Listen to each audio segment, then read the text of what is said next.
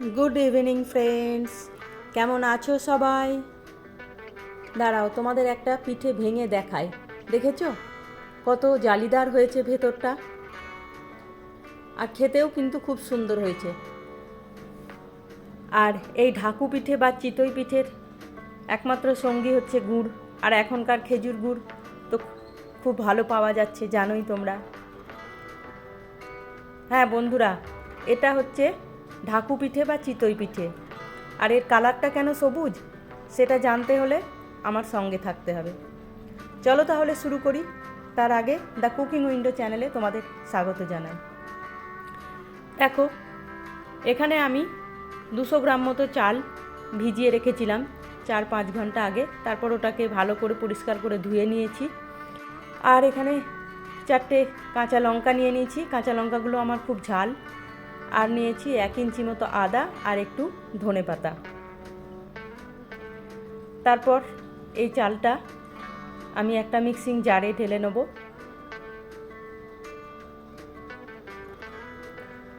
আর এর মধ্যে ওই কাঁচা লঙ্কাটা দিয়ে দেবো, আর আদাটাও ছোট ছোট টুকরো করে দিয়ে দেবো।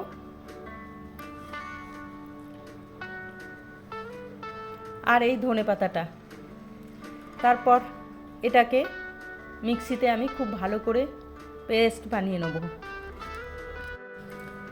এই যে দেখো, পেশা হয়ে গেছে। এই যে দেখেছো, এর কনসিস্টেন্সিটা এরকম আছে। তারপর আমি দেখব লবণ দেওয়ার পর এটা কি রকম হয়। লবণ দেওয়ার পরে আর একটু পাতলা হয়ে যাবে, আর যদি দরকার লাগে তো পরে আবার জল দেবো, না হলে এটাই কিন্তু ঠিক কনসিস্টেন্সি। তারপরে এটা একটা বাটিতে ঢেলে নিলাম, নিয়ে এর মধ্যে দেখো পরিমাণ মতো লবণ দিয়ে দিলাম, আর দেব হাফ টিস্পুন মতো বেকিং পাউডার। তারপর এই বেকিং পাউডার আর লবণটাকে খুব ভালো করে মিক্স করে নেব।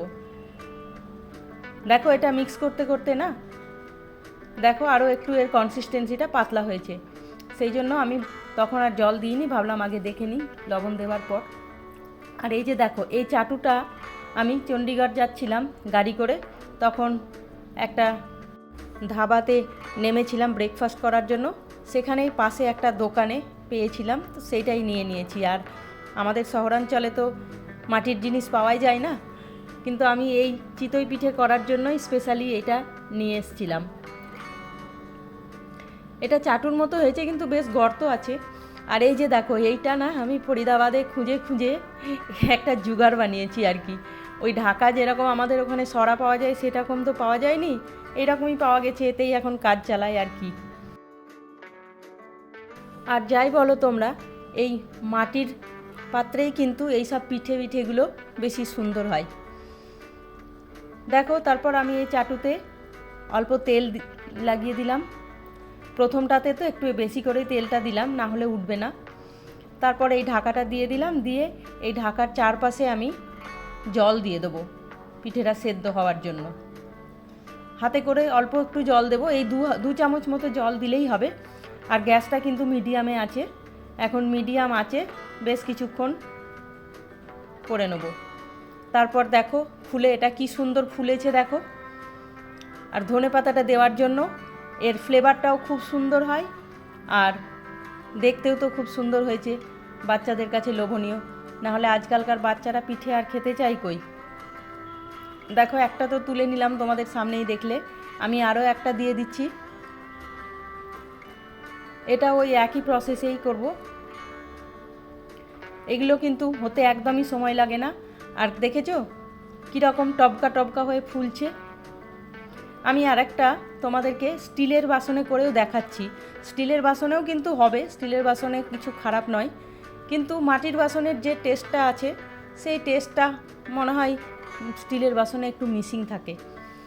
কিন্তু তোমাদের কাছে যদি মাটির না থাকে, তাই জন্য আমি স্টিলের বাসনেও করে দেখাচ্ছি। এখানেও দেখো সেম প্রসেস। তেলটা গরম হওয়ার পর এই যে চারিদিকে আমি জলটা, ঢাকাটা একটু বেশি চওড়া তো সেই জন্য জলটা দিতে অসুবিধা হচ্ছে, কিন্তু চারিদিকে অল্প একটু করে জলটা কিন্তু দিতে হবে মাস্ট। জল না দিলে তলায় এটা বসে যাবে বা পুড়ে যাবে, কারণ এটা হতে একটু বেশি সময় লাগে তো। এই যে দেখো, এটাতেও হয়েছে, এটাতেও কিন্তু সুন্দর হয়েছে। এই যে দেখো, সবগুলো তৈরি হয়ে গেল কত সহজে আর কত তাড়াতাড়ি।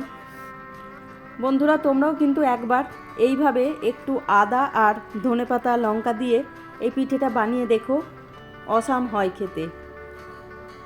একটু নুন, একটু ঝাল, আর খাওয়ার সময় একটু মিষ্টি, অপূর্ব এক টেস্ট। রেসিপিটা ভালো লাগলে লাইক, কমেন্ট আর শেয়ার করে দিও। আর সাবস্ক্রাইব করে না থাকলে সাবস্ক্রাইব করে পাশের বেল আইকনটা প্রেস করে রেখো, তাহলে যখনই নতুন কোনো ভিডিও দেবো তোমাদের কাছে নোটিফিকেশান চলে যাবে। আজ তাহলে আসি, আবার দেখা হবে নতুন কোনো রেসিপি নিয়ে। বাই।